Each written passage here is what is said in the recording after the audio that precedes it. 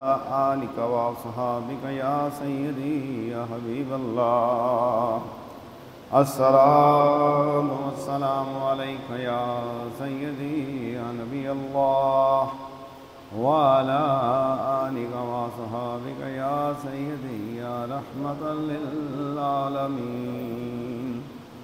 सुब्हान रब्बिका रब्बिल इज्जति अम्मा यसिफून व सलामुन अलल मुरसलीन वल्हम्दुलिल्लाहि रब्बिल आलमीन। तमाम तारीफ़ें अल्लाह ताला की जो माफ़ करने वाला मेहरबान और रहीम रब है। हम्द व सना पाक परवरदिगार की जो अपने बंदों को हदायत के लिए अपने बरगज़ीदा अम्बिया व मुरसलीन को मबूस फरमाया। आखिर में अपने प्यारे महबूब नबी करीम रहमतल लिल आलमीन ख़ातमुन नबिय्यीन सल्लल्लाहु तआला अलैहि वसल्लम को मबूस फरमा के नबूवत के दरवाज़ों को बंद कर दिया। दुरूद व सलाम हज़ूर सल्लल्लाहु तआला अलैहि वसल्लम पर, आपकी अहले बैत अतहार, आपके अज़वाज मुत्तहरात और आपके जानसार सहाबा रिज़वानुल्लाह तआला अजमईन पर दुरूद व सलाम। अल्लाहुम्मा सल्लि अला मुहम्मदिन व अला आलि मुहम्मदिन व बारिक व सल्लिम। अल्लाह तबारक व तआला कुरान मजीद फुरकान हमीद में इरशाद फरमा रहा है, वत्तकुल्लाह, अल्लाह ताला से डरते रहो, अल्लाह से डरते रहो। वत्तकुल्लाह वअलमू, और डरते रहा करो अल्लाह से, और जान लो, वालमू जान लो, समझ जाओ, इल्म ले लो, अन्नल्लाह मअल मुत्तकीन, कि अल्लाह की नुसरत, अल्लाह की मदद परहेज़गारों के साथ है, जो उसके मुत्तकी लोग हैं, जो उसके बरगज़ीदा लोग हैं, जो उसकी मोहब्बत वाले लोग हैं, जो उसके औलियाए कामिलीन हैं, जो साबरीन और शाकीन और ज़ाकिरीन हैं, जो मुत्तकी हैं, मुश्तबा चीज़ों से भी बचते हैं और अल्लाह की रज़ा के लिए, अल्लाह की मोहब्बत के लिए हर हराम हर गुनाह से दूर हो जाते हैं। जो गुनाहों से दूर होता है वही मुत्तकी होता है ना।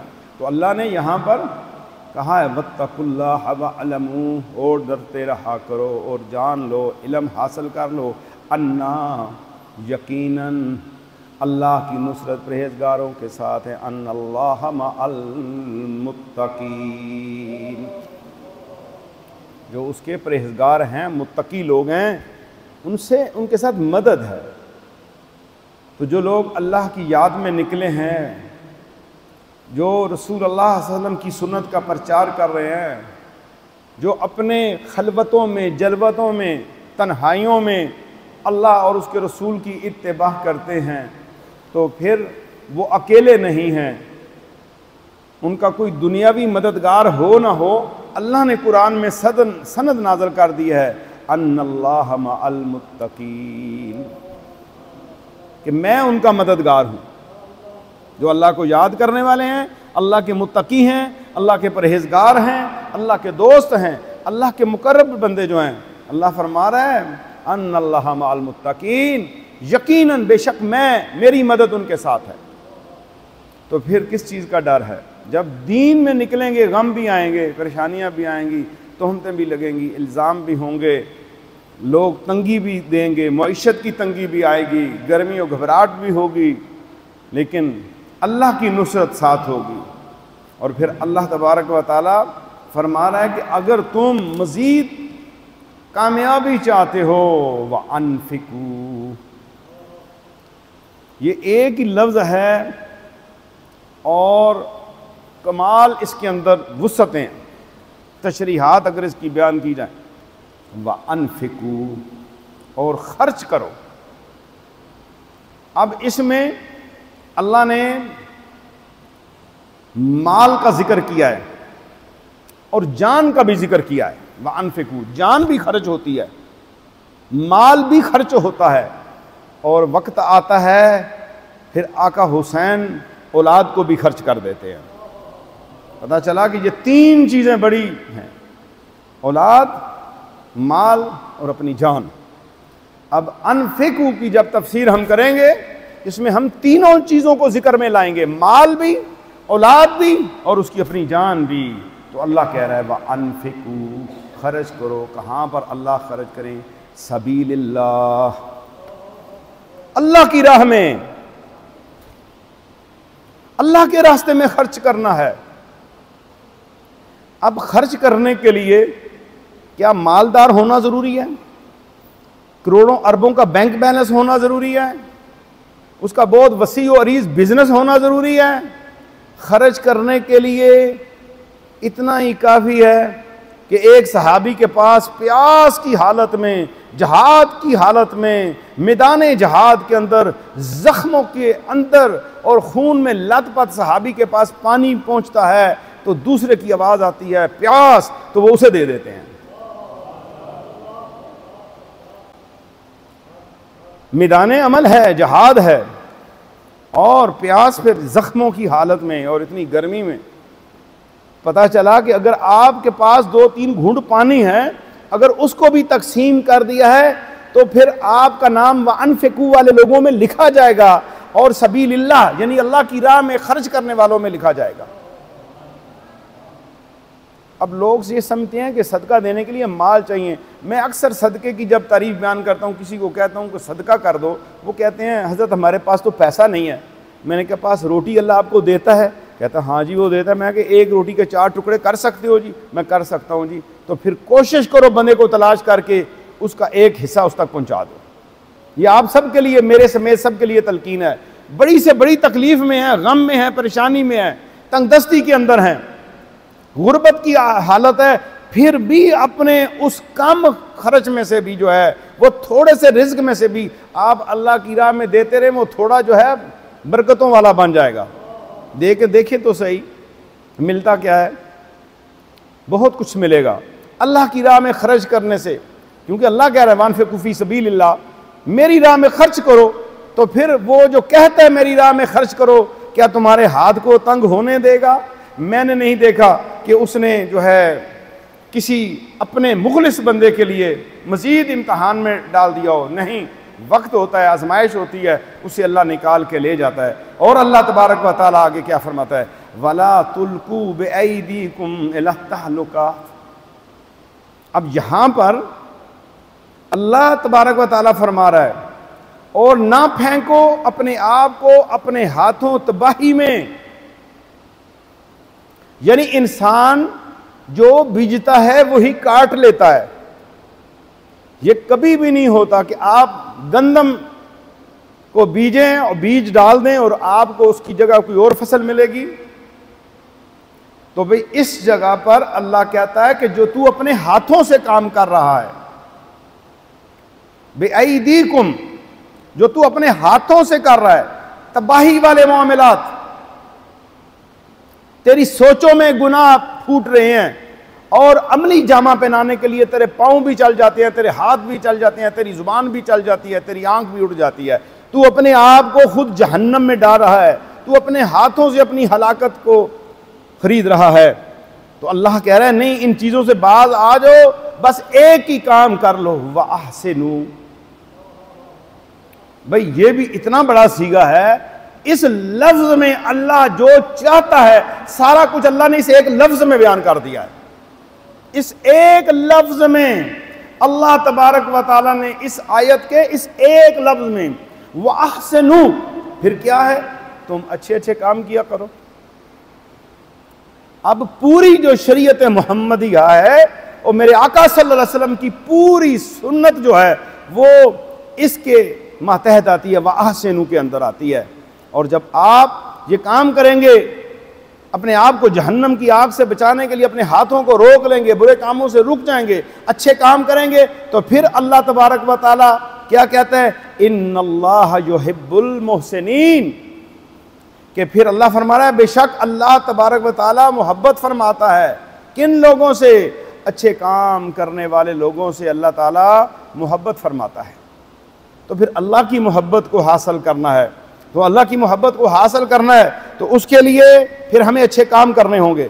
उसके लिए नेकियां करनी होगी, और उसके लिए हमें खुद बुराई से बचना होगा कि जितनी बुराई इंसान को जहन्नम में लेके जाती है, इससे कई गुना ज्यादा आपकी नेकी आपको जन्नत की तरफ लेके जा रही होती है। वह आसिनु, जो आप अच्छे अच्छे काम कर रहे होते हैं तो वो आपको अल्लाह तबारक व तआला की बनाई हुई जन्नत की तरफ लेके जाती है। और फिर वह आसिनु के ऊपर काम करने के लिए, नेक काम करने के लिए जो है हजूर सल्लल्लाहु अलैहि वसल्लम की सच्ची इत्तिबा करनी होगी, आपसे सच्ची मोहब्बत करनी होगी, और आपकी ताज़ीम व तौक़ीर और आप सल्लल्लाहु अलैहि वसल्लम से अपनी मोहब्बत का इजहार आपको करना होगा। सैयदुल कौनैन हजूर अकरम सल्लल्लाहु अलैहि वसल्लम की ताज़ीम व तौक़ीर सहाबा कराम जैसी कोई नहीं कर सकता रज़वानुल्लाह ताला अजमाइन, कि वो दरबार रसालत में आप सल्लल्लाहु अलैहि वसल्लम में जो अदाब बजा लाते थे, यकीन जाने कि हम तो उस जगह तक पहुंच भी नहीं सकते। हज़रत उमर बिन आस रज़ी अल्लाह ताला अन्हु फरमाते हैं कि मेरे नज़दीक रसूलुल्लाह सल्लल्लाहु ताला अलैहि वसल्लम से ज़्यादा महबूब कोई एक भी न था, और ना मेरी आँख में आप सल्लल्लाहु ताला अलैहि वसल्लम से ज़्यादा कोई बुजुर्गो बरतर और अजीम था। यानी मेरी आँख में आपके सिवा कोई अजीम हस्ती नहीं थी। और मेरा हाल ये था कि मेरी ताकत इतनी ना थी कि मैं आप सल्लल्लाहु ताला अलैहि वसल्लम को आँख भर कर देख सकूं, और ना ही आप सल्लल्लाहु अलैहि वसल्लम के दीदार से आँखें सैर होती थी। फरमाते हैं कि मेरी जुर्रत नहीं होती थी कि मैं आपके चेहरे व दुहा को देखूं, यानी ताब मैं नहीं ला सकता था, लेकिन बार बार देखता था और बार बार अपनी आंखों को झुका लिया करता था। यानी ये मोहब्बत का अंदाज था। हज़रत अनस रज़ी अल्लाह ताला अन्हु फरमाते हैं कि हमारी हालत ये थी कि जब सैयदना हजूर पुन्नूर सल्लल्लाहु ताला अलैहि वसल्लम बाहर तशरीफ़ लाते, यानी अपने हुजर मुबारक से, तो असहाब व मुहाजिरीन के हल्के में जलवागर होते। जब सहाबा कराम तशरीफ़ फरमा होते, उनमें हज़रात अबू बकर और उमर रज़ी अल्लाह ताला अजमाइन के दरमियान नशिस्त फरमाते, मगर इनमें से किसी में ताब व हिम्मत ना होती कि आप सल्लल्लाहु अलैहि वसल्लम की नज़र भर के देख सके। यानी कोई टिकटिकी बांध कर चेहरे बद्दुहा को देख नहीं सकता था। इतना जलाल, इतना नूर, इतनी रोशनी थी। और ये हजूर नबी करीम सल्लल्लाहु अलैहि वसल्लम की अज़मत व हैबत और गायत जलाल का आलम था। लेकिन सहाबा में से हज़रत अबू बकर सदीक रज़ी अल्लाह ताला अन्हु और हज़रत उमर बिन खत्ताब रज़ी अल्लाह ताला अन्हु आप सल्लल्लाहु अलैहि वसल्लम की तरफ निगाह अदब से देखते और तबस्सुम फरमाते थे, और फिर सैयदुल कौनैन सल्लल्लाहु अलैहि वसल्लम भी उनको देख के मुस्कुराया करते थे। क्या आलम था कि हजूर के आशिक सरकार को देखें और मुस्कुराएं, और सरकार भी आगे से मुस्कुरा के जवाब दे दें। ये कितना बड़ा वो मजलिस थी, वो कितनी बरकतें थीं। उस मजलिस के अंदर बैठने वाले कितने बाकमाल थे, और उस मजलिस को सजाने वाले कितने बाकमाल थे। हज़रत उसामा बिन शरीक रज़ी अल्लाह ताला अन्हु फरमाते हैं कि मैं रसूलुल्लाह सल्लल्लाहु अलैहि वसल्लम की बारगाह बेकस पनाह में हाज़िर हुआ तो आप सल्लल्लाहु ताला अलैहि वसल्लम सहाबा कराम रिज़वानुल्लाह ताला अजमईन आपके इर्द गिर्द बैठे हुए थे, और उनका हाल ये था कि गोया उनके सर पर परिंदे बैठे हैं।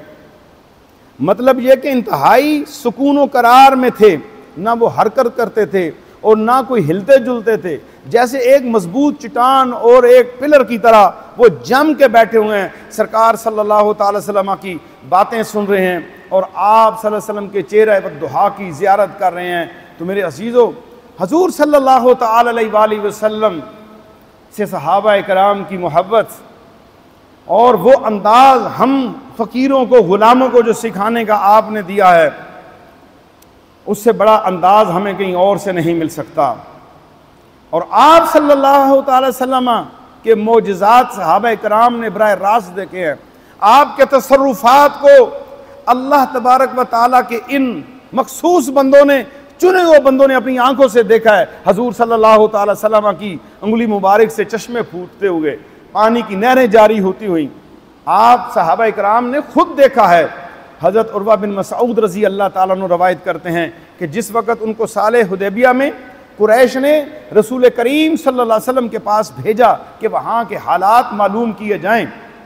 और ये वो सहाबी थे जो उस वक़्त कुफार की कुरैश की जानब से हजूर सल्लल्लाहु अलैहि वसल्लम के पास भेजे गए थे, यानी एक सफ़ीर के तौर पे भी भेजे गए। ये वहाँ से आए हालात व वाक़यात जानने के लिए मदीना पाक के अंदर।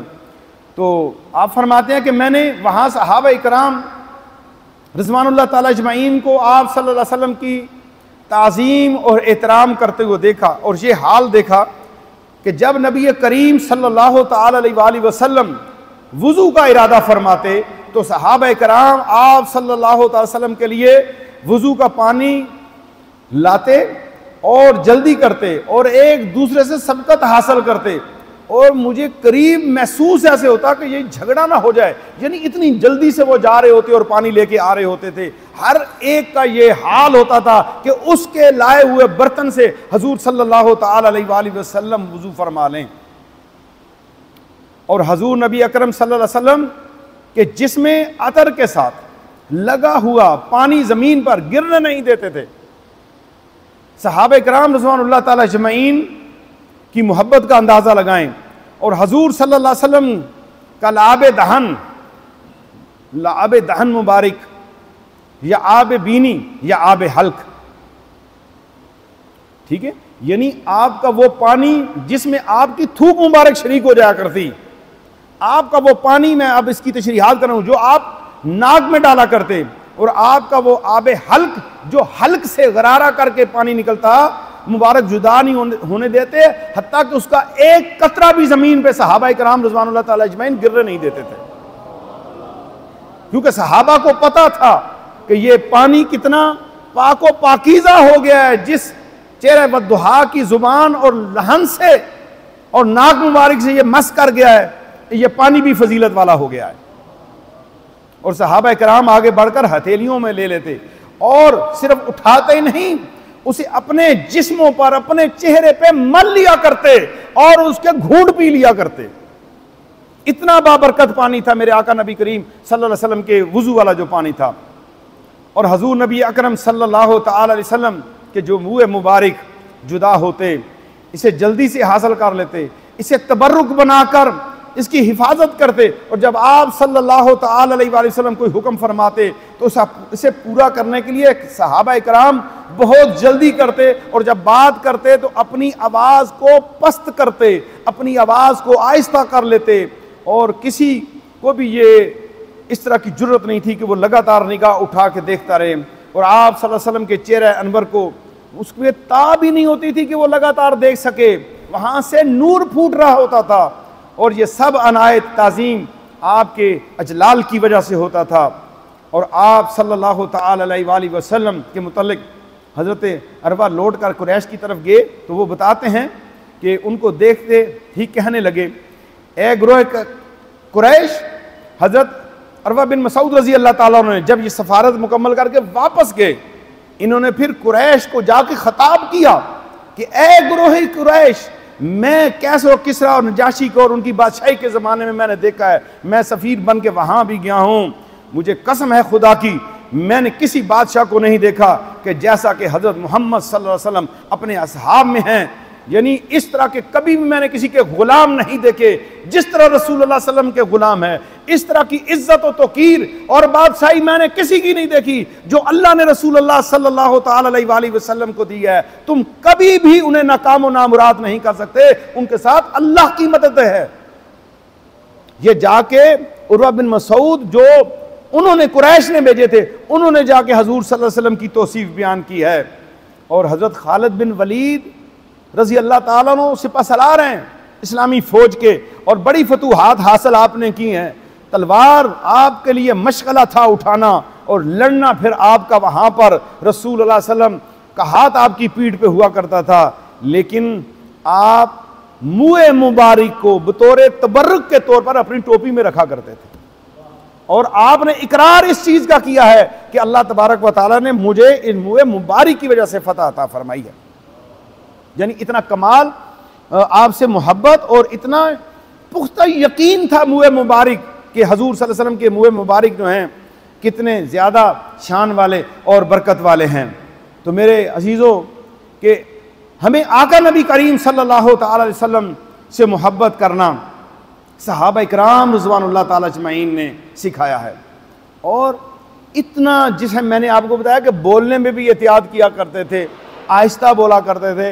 अगर आपके दर अक़दस पे तशरीफ़ लाते, कोई काम के लिए बाज़ार जाते, कोई चीज़ लेके आते, तो दरवाजे को ज़ोर ज़ोर से नहीं ठकाते थे। मैंने जो सीरत की किताबें पढ़ी हैं और बड़ी तहकीक के बाद ये मैं लफ्ज़ करूँ, सहाबा इकराम अपने नाखून के साथ आपके दर अक़दस को किया करते थे कि ताकि बहुत ऊंची आवाज़ हमारे हाथ से ना निकले, क्योंकि मेरे नबी की समात भी जो है उस पर लाखों सलाम, वो बारीक से बारीक आवाज़ भी सुन लेते हैं। तो सहाबा कराम को ये यकीन था कि हमारी आमद का हजूर सल्लम को इल्म हो जाना है और ख़बर हो जानी है। अपनी नाखून के साथ जो है दरवाजे को खटखटाया करते। ये मोहब्बत का तकाजा था। और सहाबा कराम रज़वानुल्लाह ताला अजमईन की मोहब्बत को सीखना होगा।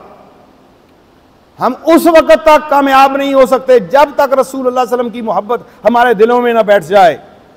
कुरान के हकामात की समझ उस वक़्त आएगी जब रसूलुल्लाह सल्लल्लाहु अलैहि वसल्लम के इश्क और मोहब्बत और आप सल्लल्लाहु अलैहि वसल्लम की इत्तिबा की समझ आ गई। और सहाबा कराम ने हमें यह दर्स दे दिया है, ये तालीम दे दी है, हमें किसी और से सीखने की ज़रूरत भी नहीं है। सहाबा कराम ने जो सिखाया है, सहाबा कराम पूरी उम्मत के उस्ताद बन गए हैं, पूरी उम्मत के उस्ताद बन गए हैं सहाबा इकराम रिज़वानुल्लाह ताला अजमईन। क्योंकि आपने जो अदाब बजा लाए, आपने जो इत्तिबा की, आपने जो अपने महबूब की सुन्नत को जिंदा किया, उस पर अमल किया, वो आज भी राइज है। आज हम जिस सुन्नत को भी देखें उसकी रवायत के पीछे सहाबा इकराम रिज़वानुल्लाह ताला अजमईन का नाम आता है। हजूर सल्लल्लाहु अलैहि वसल्लम की किसी अदा का जिक्र करें या उसको अपनाने की कोशिश करें तो उसके पीछे रवायत हमें किसी सहाबी रज़ी अल्लाह ताला अन्हु की मिलती है। तो सहाबा इकराम तो पूरी उम्मत के उस्ताद हैं। हमें उनकी नकल करनी होगी, उनकी राह पे चलना पड़ेगा, हमें उनकी तकलीद करनी पड़ेगी, उनकी बात को मानना पड़ेगा। अगर हजूर से हम इश्क करते हैं तो फिर हमें दुनिया की तमाम चीज़ों से रुख फेर के सिर्फ रसूलुल्लाह सल्लल्लाहु अलैहि वसल्लम की इत्तिबा करनी होगी। और आका नबी करीम सल्लल्लाहु अलैहि वसल्लम की इत्तिबा के अंदर ही दुनिया और आखिरत के अंदर कामयाबी है। अल्लाह ताला मुझे और आपको अमल की तौफीक अता फरमाए। आमीन बिजाह नबी अल करीम सल्लल्लाहु अलैहि वसल्लम।